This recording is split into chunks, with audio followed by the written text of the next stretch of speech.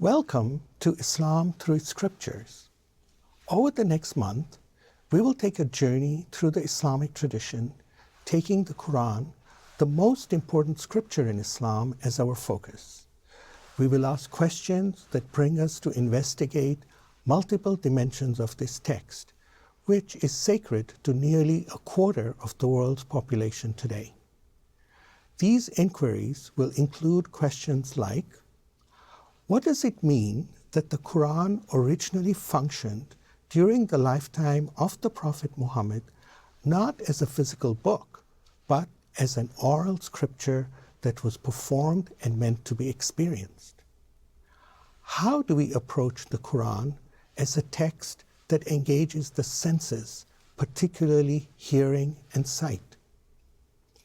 What is the relationship between the Quran and the Prophet Muhammad? Why do some Muslims look at the Quran as a book of law, while others see it as a book of love? What is the role of the Quran in the development of Islamic law and theology? What is the significance of the Quran in Islamic spirituality? How has the Quran been interpreted in Islamic art? And how have Muslims interpreted the Quran in light of contemporary issues? And finally, what is the role of the Quran in Muslim daily life? We will read and discuss many passages of the Quran itself, dealing with themes such as prophecy, theology, and moral responsibility.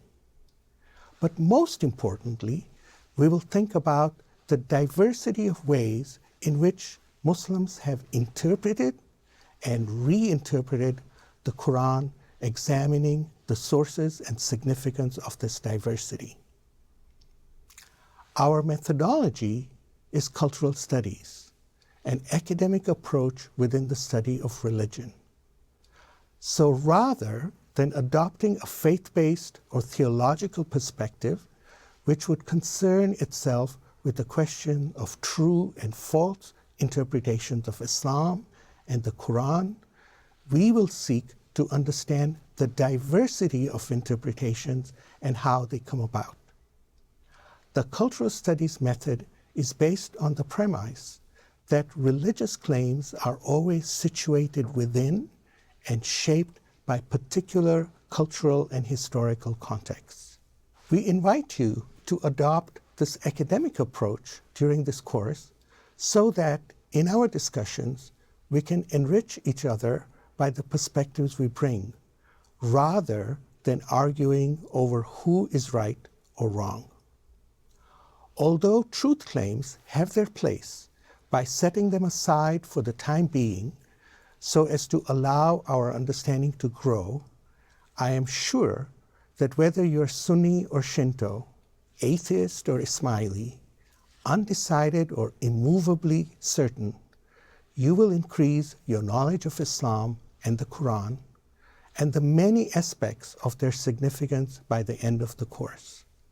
Today is a day of introductions for the course. You will read and discuss the introductory document about Islam, and then you will introduce yourselves by uploading a video or a message about who you are and your interest in the course. We will then practice one of the most important components of the methodology of this course, asking you to reflect on how you know what you know about Islam.